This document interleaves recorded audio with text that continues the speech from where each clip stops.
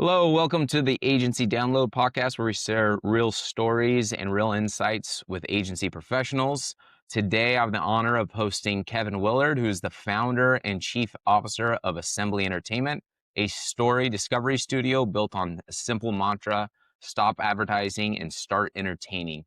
And after 2 decades in advertising, including co-owning and selling an agency, Kevin walked away from the boardroom to chase something riskier: stories that people actually want to watch. He launched Assembly to help brands think more like filmmakers than marketers, creating content that earns attention instead of stealing it. Thanks for coming on the show today, Kevin.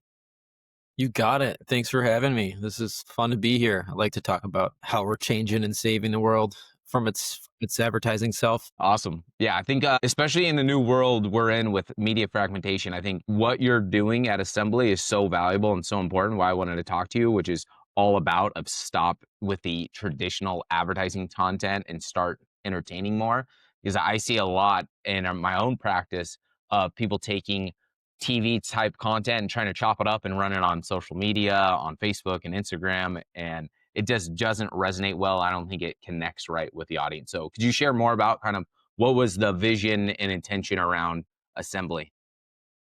Well, the intention is this. I wanted to build a business around my core discipline, which is writing and storytelling. And I've always, since I've been a little kid, pencil to paper, trying to, write my way in and out of problems. Advertising has given me the freedom and the flexibility to do that. However, after 20 years sort of hanging out on the traditional end of things, there are a couple things I picked up along the way that I wanted to, when I look forward to the next 20 years of my career, everybody kind of faces that situation where like it's destiny control really when you want to be like, hey, I want to start something, I want to do it. I'm going to start it with this strong belief that I believe that brands need better stories and that I can help tell them.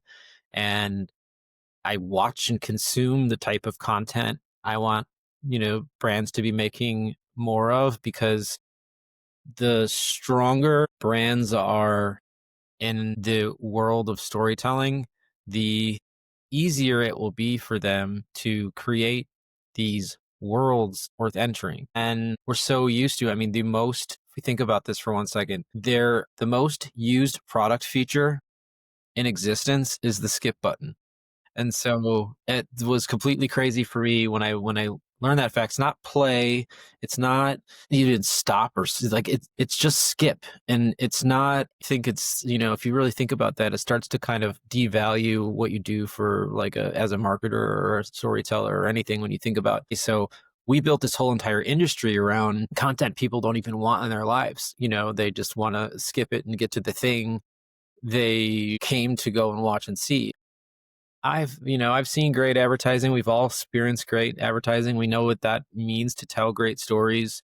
And I think it's just brands have more and more pressure, more and more competition out there to fight for that attention, to fight for the, people's time, and everything's the competition. There's no such thing as another brand or anything else. It's just all the content. Everything out there is what we're fighting up against. So we need to start stepping up into the entertainment world where um, your people are coming to you for the content you make, for the worlds you create, and for the message that you're kind of standing behind. And I think advertising lost sight of that, and I think it's coming back. Yeah, that's amazing. Really focusing on how do you attract people to your brand, right? Rather than just getting in front of them and forcing a message to them. How do you attract them to? I think an entertainment, more storytelling base is going to attract them to the brands. Have you experienced that with any of your clients? Yeah, for sure. I think every single thing I look through when I'm kind of doing, researching who's doing it right and what's their secret sauce and what are they doing? Brands like Huckberry, for example, they started a show a couple years ago on their, a YouTube channel. They put all their investment in the show called Dirt. Check it out. It's a pretty cool series that just goes into where their products come from, who's making them, the food and culture surrounding, the community that their products come out of. However, it's just like funny host and a producer and a camera guy, and they get this great content. They have this great series, and they went from like, you know, a few thousand followers inside of a year to now they have more followers on their YouTube channel than some of the bigger brands like North Face and other things because of the show. People go to their channel to watch the show. And the show is everything to do with who they are as a brand, the products that they curate and enter the world. And it's just kind of a really interesting story because I feel like there's so many other brands that are doing the same, similar things, but like that's the sweet spot. It's like create something, create some IP that draws people into your world. And I believe that every brand has stories worth telling. I don't care if you sell plastic bags or if you sell outdoor apparel, which is always easier to sort of tell stories around these like adventure things. But I mean, I think the people behind the work is super interesting and just being able to find ways to dial in to the people who bring your brand or bring your business to life. If you can effectively tell those stories, turn the camera around on those important moments and make that all entertaining, tell the truth is a really good easy one to be. If you can tell the truth, people want to the second you start masking everything that you're doing, and it gets much harder to find that entertainment value within the content that you're making. Yeah, especially if you're gonna resonate with people and their daily lives, like a sandwich bag, plastic bag perspective. It sounds boring on the surface, but if you could break down the benefit of a mom who's trying to rush out the door with her kids, and you can connect or resonate it with it, making it easier, faster, better for that mom, you could probably tell a really good story out of that, that a Right. mom who's your target audience really is gonna resonate with, right? Yeah, exactly. I mean, we have like a service that's a like it's called Story Discovery, where we go into your organization and we either through a workshop or through a series of phone calls, depending on how, we're working. In this case, this workshop, go in, start to uncover the specific things that are happening in and around their organization. And this is a pretty relatively boring on the surface business. And I like taking, Challenges, yeah, challenge things. big opportunities, yeah.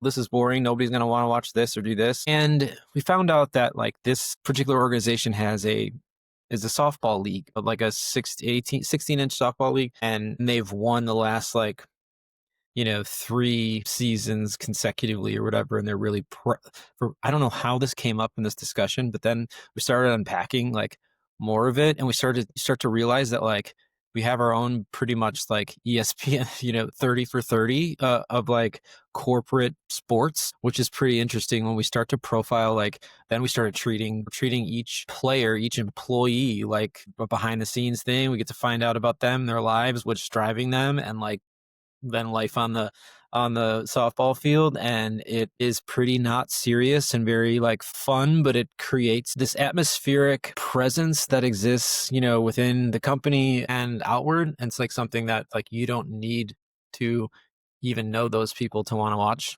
what's happening. So I'm really excited about that. That's coming That's a awesome. little bit later. We just need the spring season to get a couple more Sounds things. like it's building a really good culture in there, which I bet like that culture, it kind of creates an atmosphere, I think, of stories, of engagement, of people wanting to watch because they want to feel. I think people want to feel a real culture. When brands try to do something unauthentic, then Yes. there's no real culture underneath it. That's where I think there's inauthenticity, and people can smell that a mile away and they run away from it and they avoid that type. But if it's real and it's authentic culture, like the softball team that's building up, that's where I think you can create great, amazing content that everybody can resonate and feel the emotions of it. Yeah, and I think it's just it's tapping into their bank of stories that exist within organizations like people like me, you, and others who aren't even in the industry whatsoever. They want to get below the surface. They'll pay more money for brands that they like personally like love or like they'll Yep. pay more money. They'll pay up to 30% more for their products. So it's not just going out into like the void. It's actually working in a way that drives revenue if you can become more loved, right? And I think it's human nature to identify with stories, to see themselves in them, to witness and struggle and to come out triumphant or not. And I think that's the stuff that creates the appeal, the humanity in things. And so um That's one of the things, my favorite thing to do is surrounding all of those, all of the things that make brands feel more human. Stories allow us to do that. Yep, absolutely. I think Apple's like probably one of the biggest examples of that, right? People will go out of their way to buy an Apple product, even though it costs, 30% more, 40% more than another product that on spec wise appears the same spec, but because they want to have that Apple feeling, feel like they're part of the Apple brand, they'll go out of their way to buy those products. I mean, yeah, that's a completely different animal when you start to think about like the Nikes and the Apples of the world. I think they have so much presence in the space and so much culturally just having to basically take over and dominate the market. I remember I was working at FCB, which is an advertising agency. It's called FCB Global. They're got spots in New York and Chicago and around the world. But one of the clients I was working on at the time as a copywriter was Motorola. And this is when like, all right, so Motorola started out with this flip phone. Everybody loved the flip phone. And it just so happened that where this building, the FCB was located, was right across the street. And we were high up off Michigan Avenue. And right across the street was the Apple store that had recently opened. And during this meeting, there was a line around the block of everybody waiting to get into the Apple store to purchase their iPhone. Meanwhile, we're in this meeting talking about how to make like flip phone, like what's And that next. was the Razor, right? The Yeah, Motorola Razor, yeah, right? That was their top phone. Yeah. it was the I had one. Razor. It was a great phone. Yeah, but they wanted it like they were like, how can we be like the next, how can we be this iPhone thing? And I think that was like iPhone 1. So I mean, I feel like when we looked across the street and like I don't think the client knew the Apple store was across the street. They're sitting down, but like we're standing up and looking over and this line is existing outside and it's really Mm. defeating when you're like, oh man, like how do you even roll with anything like that? And I mean, you come up with another phone and you give them some thoughts on how to do that moving forward. But when it's so dominated by the immense brand that Apple is and how much they just double down, especially when Steve Jobs was around. Yeah. So that was just an interesting kind of like place to be in time where we're having this meeting, trying to like help them solve this one massive thing. And you're looking out the window and you're just like, how is this even like, why are we even bothering? Yeah, you saw a real time of a huge shift that was happening in the market with all the phones and everything. I imagine a lot of brands, when you start talking about storytelling and brand building, are a little hesitant because they're so worried about the next quarter, the next year of we need to sell now. And it's almost, I could see how some brands may fear that building the brand or the storytelling is like it's like saving money in the bank and building for the long-term future. But how have you balanced of you need a brand and build your brand and storytell now, and that will help influence whatever their sales or next quarter's objectives are versus kind of a long-term vision. How have you balanced those 2? That's a good question. How have I balanced those two? I think when you look at it on the surface, I think this question goes back to brands. Well, how are you balancing? I think the key word here is balance. It's like, we don't want you to abandon all your hardworking, quick turn, things that is driving revenue. But what we do want brands to think more about are, if you just point them to, go look at it, have a host of YouTube channels that you can put on by brands and you can see what's happening. We mentioned the Huckberry thing before. You can look at North Face and Patagonia and obviously the Yeti, the Red Bulls of the world, and BMW Films started the whole thing back in the day when it comes to brand storytelling. So there's no shortage of success stories. And I think it's being able to show clients the balance of, hey, look, there's this, Apple like object that's really, might feel unattainable for you, but let's take a look at some of these other ones doing it really well. And fortunately, like we have some good examples of like what's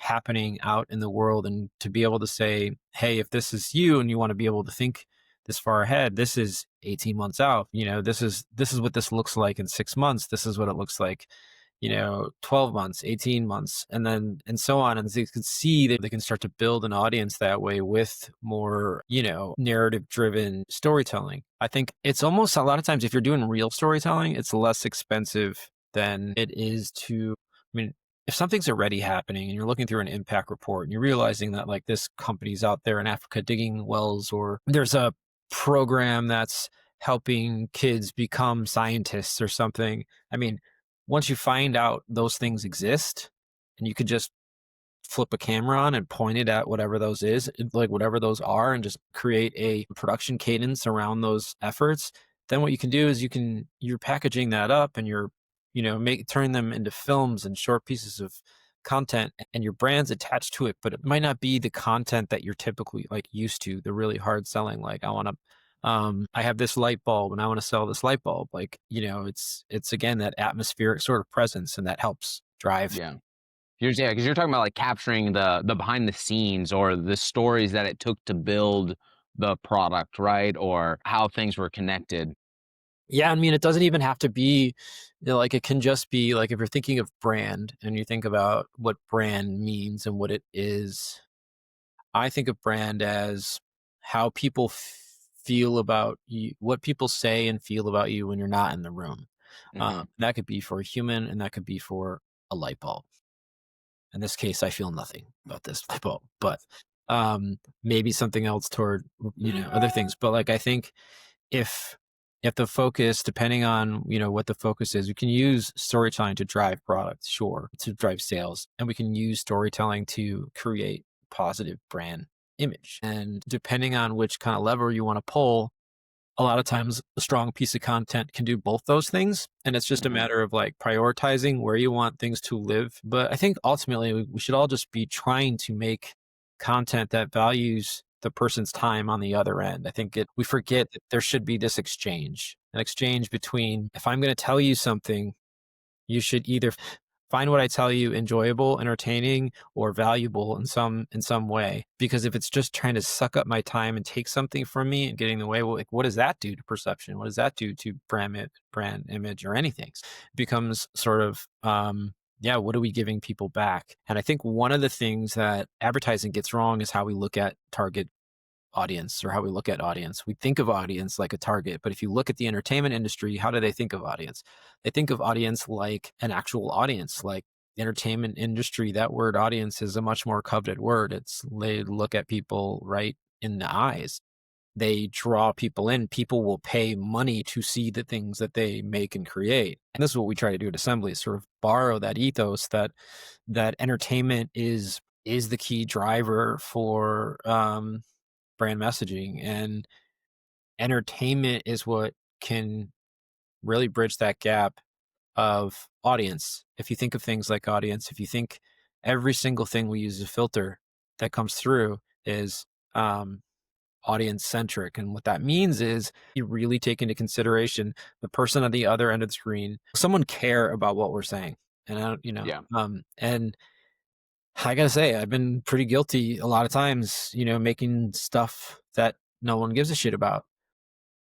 My kids are a pretty good example. If you just like show them a thing and they're like, they don't want to watch it, or they don't want to see it, or they quickly want to go play or do something else. Like I mean, it's pretty easy to kind of tell what content's going to be engaging, and when kids are different than adults, but not really when it comes to our attention spans. So Yeah.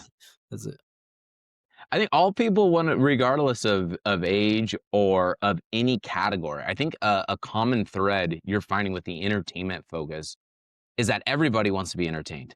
It doesn't matter age, it doesn't matter what category they're in, it doesn't matter what product, what niche, what area, like, all people wanna be entertained, and if you can find an entertaining value of your product or brand, you can build something of value and it resonate with people and draw people in. And I think the big value and outcome of building a brand in storytelling is the audience that follows you, right? Is that you naturally create an audience that are true believers and want your content rather than wanting to avoid your content. Right.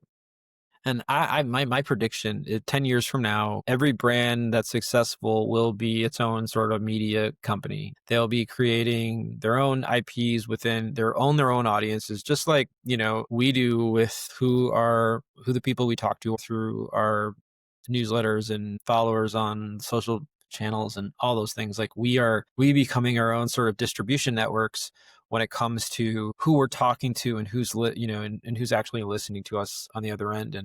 And brands are reaching a point where, like, you can pay for reach and you can pay to get, things in front of people, but if they don't care what you're saying, it doesn't really matter. You can report on those metrics all day long, but I'll tell you that it's false. Like, everything will, you can look at click-throughs or do these things, but it's like, how much of that is really happening? Like, I think that's a whole different discussion surrounding, like, how For data sure. is reported, I but live in the media buying space. Like that's what our agency does. That's what my team focuses on. And we call those vanity metrics. Is that those are vanity metrics. There's something that you can measure. And I think the challenge is the catch up of measurement to know what does the reach mean? What do the clicks mean? What is the audience you're targeting? What does it actually mean? And I don't think we have the measurement fully there yet to understand what those metrics truly mean, or did we make an impact on that audience? yeah, I'm gonna say something probably dumb now, but I think if we focus so much on information, the data Mhm. that the stories that we create or the things that we're putting out into the world, like, and try to, like, pull insights from all those all those things, but, like, when it comes down to, like, where it's at in your heart, like, what's good and what's not good, and, like, what's the goal of what's working or not. I just feel like we rely too much on, yeah, the vanity metrics, but just even data in general about how our content performs, and we choose to glom onto the things that make that enhance the story of, how this thing did, and we kind of just push aside or don't focus on the stuff that we just can't put our finger on. And I think that's the stuff that makes the biggest difference, the stuff you can't put your finger on. Like, you just need to go with intuition and gut, and stop thinking about how many clicks something got, because does it really translate to what you think it's going to translate to? Yeah. That's the big challenge though, right? Is that gap in measurement of the intuition and understanding versus the hard metrics we can track. But I think one that's an interesting one, like you mentioned earlier, is the skip button. Is like, can you get, or what we experience a lot of people, we buy a lot of Facebook, Instagram, TikTok ads, is the scroll through. So if we're running a 30-second video on Instagram, TikTok, Facebook, but on average, less than 1% watches the full video. Right. So can you get people to stop that you're targeting, actually stop and engage and watch your content? And if your content's not entertaining and it can't hook an audience, then you're not going to get your message through. Even if you had a good message to share, Right. you can't get it through because you can't draw on the audience. Right. I think, and that becomes the art of storytelling. And I'm not talking the, like, formulaic kind that, like, is is forcing people, is just baiting people completely through something. What a lot of content misses is the key fundamentals of, like, great storytelling. Like, for instance, just having a beginning, middle, and an end is a pretty good start. Like, if you can, a lot of content starts and stops right in the middle, or it's not closing the loop for people, or it's not giving them anything to discover themselves. It's just blasting them with a cannon of Yeah. stuff. Yeah. One side of marketing is always focus on is the hook. Call it the direct response marketing side. All they focus on is the hook. You need to have a good hook. And that's really of just like, it could be kind of out of the blue. It's really just a pattern interrupter. It's kind of a cheap way of grabbing attention. And I think what you're talking about is more an authentic way of grabbing attention and holding attention, which is actually telling real stories that have a start, a middle, and an end, and even better to have another layer on top of that, have an actual plot with a main character or a hero, a victim, a guide, and a villain. And how do you build that out? I mean, just right. And, like, it's building up your characters in some way, and someone could say, "Oh, how do you do that in 30 seconds? Or how do you do that in 60 seconds?" Maybe you don't, and maybe you do. You can do those things. I don't know if anybody remembers, um the Lego My Ego commercials. Yep. Yep. I thought about that because it was like there's a very simple thing in the format of those, right? The tension is this person stealing this other person's ego, and there's this fight for it in the morning, and like so you immediately create this like quest that this one person's on to eat breakfast and this other person wants to take it, and it's just a simple um it's a simple story structure, really. And the things like that are what keep us, paying attention. But if you're not taking the time to kind of develop any sort of story structure, then you're gonna struggle with getting people to see something, to watch something completely through. Also, on the flip of that, it's like, all right, where does this content exist, and what do people have time and space for in that world? And sure, I think most of social media you go on, you're not like there's not a very even if there is a specific intention, like you want to check out someone's profile or do something else, you're very quickly like derailed the second you like open that thing.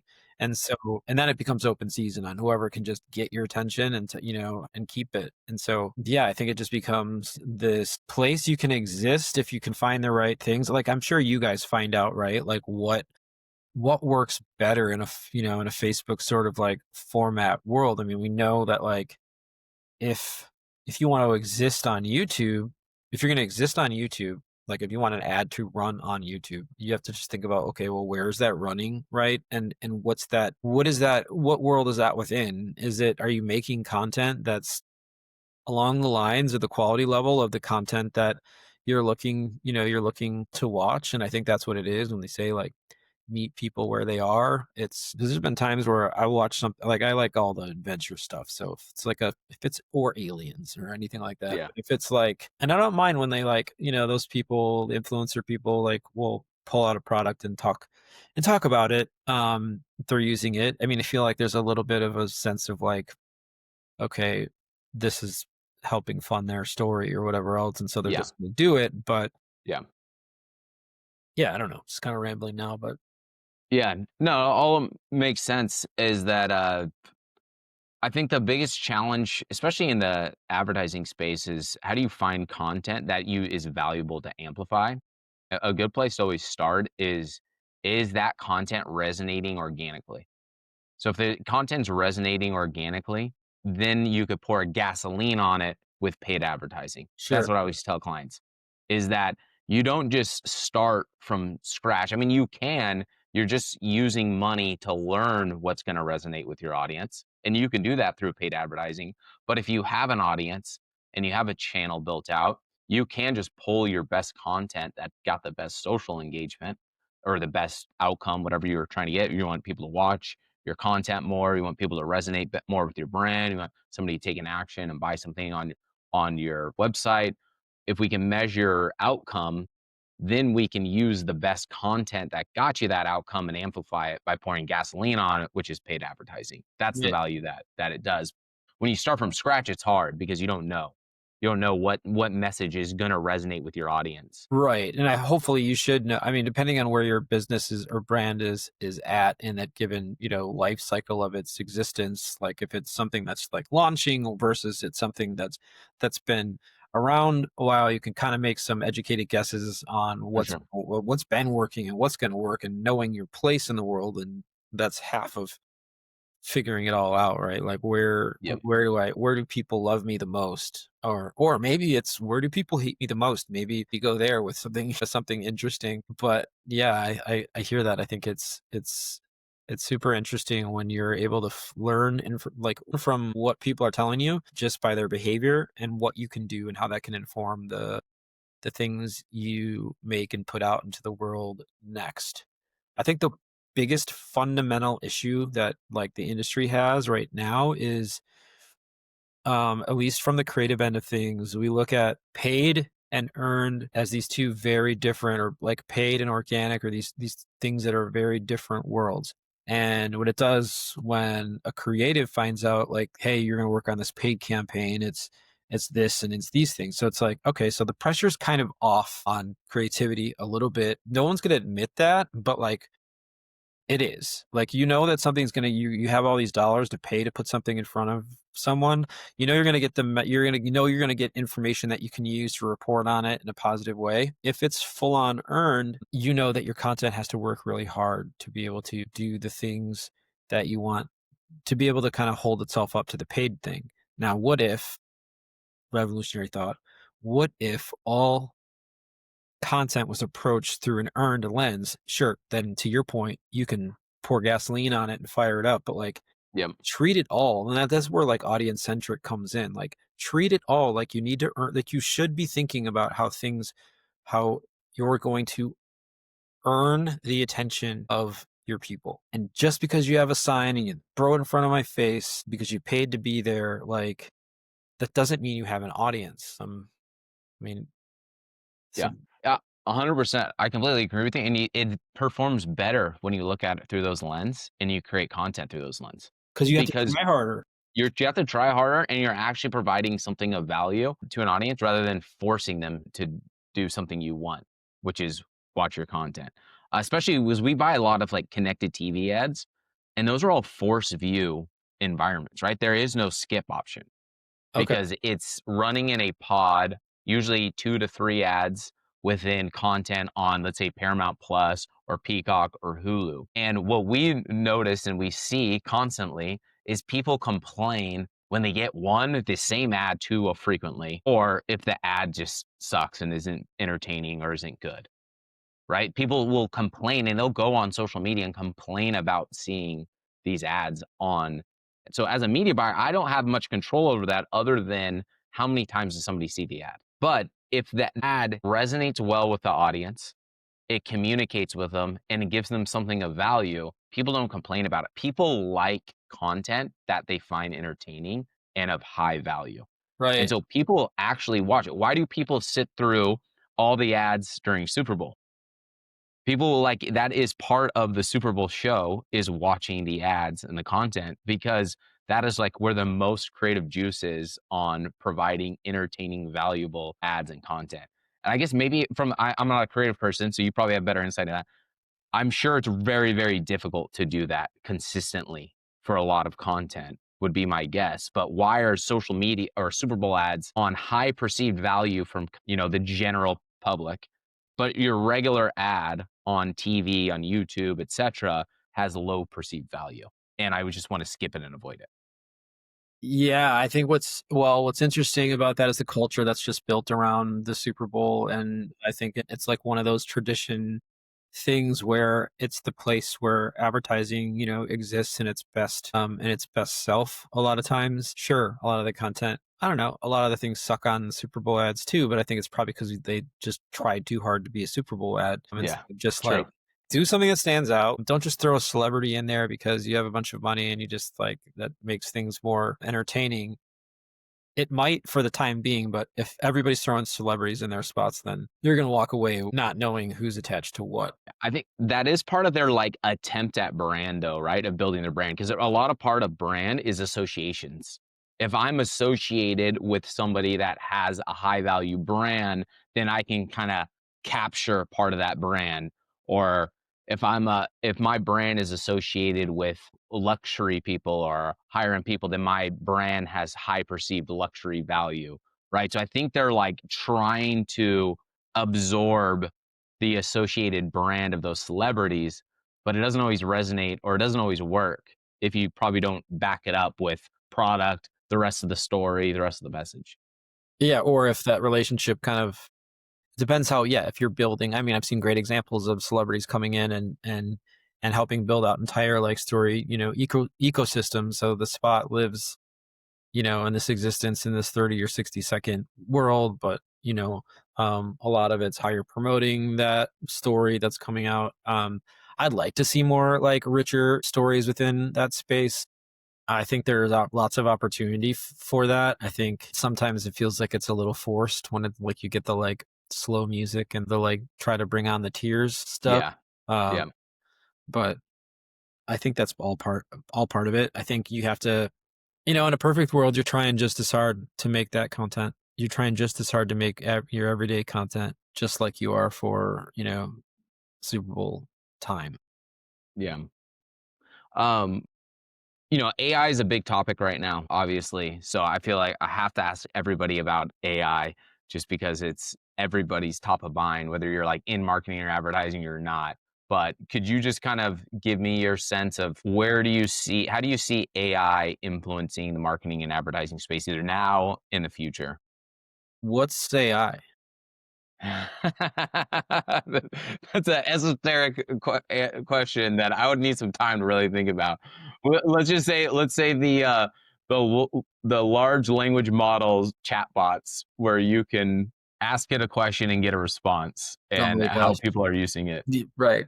No, and I was just joking around, but I think, well, one, when we think about we think about and talk about AI an awful lot, and it's not going away, obviously, from like, the zeitgeist. Like, it's out there and it's this thing, and people are going to continually talk about it because it's, this ever evolving thing. And I think from a founder standpoint, when you look at what a founder needs to, or just even starting up your own business or doing whatever it is, there are plenty of ways that you can tap into it from a, operational level, from a help you, to help you cut your videos, to help get your, there's so many tools out there that's like, I can't tell you how many subscriptions to stuff I have, probably like way too many, because it's like everything's like, oh, $10 for this thing. And it's like, I mean, I got like, and every single one of those things is like something I could, if you think of it, one of those things like an employee, I'm sorry, like, that I wouldn't have been able to afford anyways. And so now I have something that's going to help me grow. Nothing's going to can really replace like the humanness that goes into culture and building teams and how you can do that. But I think when you're starting out from like a founder standpoint, there are so many different things, even just like the simplest tools of like transcribing these, just transcribing these discussions and being able to kind of pull out key insights, or any one of those things. Like, it can help you do your job better and more efficient in a lot of places. You just got to lean into the places where you think it's going to help you the most. Don't use it to think for you. Use it to provide a framework or an outline of like what you think you want to do, but don't be lazy and just have it fill in the blanks. It's pretty easy to tell what those, pretty easy to tell like when it's all kind of AI fluff. Cause I think the danger, especially for the creative industry, the danger is, I mean, so much of writing, I can only speak to writing and creative process, is you can't let AI take your process away. Yeah. You need that path to discovery. You need the tension along the way of figuring it out. And there's nothing like that's the exercise of writing, is the journey within, within the words that connect to make the meaning of whatever it is that you're doing. And I think just gonna be careful about stuff like that, because the rest of stuff you can get AI to write for you, and it's gonna write pretty well. And it's fine if it's like, summarize this meeting or give me this thing and help me, help guide me in specific ways so I can spend less time on, specific things. Like, I used to spend so much time writing people emails. So a lot of times, because I'll put too much thought into it. And Yeah. like, then it's to realize like no one's even really like looking at Right. these things. So it's But like, it'll do a good job of summarizing it and pulling yeah. out the main points, bulleting things, all that. Or like, if Yeah. I'm confused at like how to respond, like I just like, I don't want to like, I want to respond to someone, but I don't want to like make them either. It's like a good teammate. Like, I don't want to make them, I don't want to upset, because I have a tendency, if I respond to someone and they don't like, like, I'm gonna probably upset them or piss them off in some way, because I'm unintentionally kind of, ruffling a feather or whatever. And Yeah. that's not always, that's not always the goal. So it's nice to have some sort of like leveler set. It's not, I mean, obviously none of it's like perfect, but um I love it for the tools it brings. And I think that's where we'll see more of the, the most people are people can now do more with less, and it's using those tools to help you continue to do what you love to do, um, and fill in the gaps where, you might not like do everything I hate.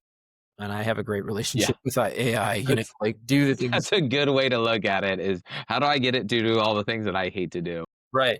And someone could say, well, how are you using AI? I'm like, well, I particularly like, I'm a creative person running a business and doing these things. So like, organize, like helping me with organization, doing the, some of the specific stuff that like otherwise I'd be like a mess, or I would need to hire someone, which would hurt the effort I'm able to do, put into other things. So Yep. That's what always happens with technology, though, really, is that it allows people to do more faster and easier, right? It's like the wheel allowed us to go further and move more, yeah, right? And then, right, every like the industrial revolution allowed us to produce more. Modern agriculture allows us to produce way more, products than we used to be able to do by just manual labor, right? Like every piece of technology just allows us to do more. I think now it's just hitting, the modern workforce in figuring out what I always look at and tell people is like, how do we use human machines? We've always done it, right? Software is just another machine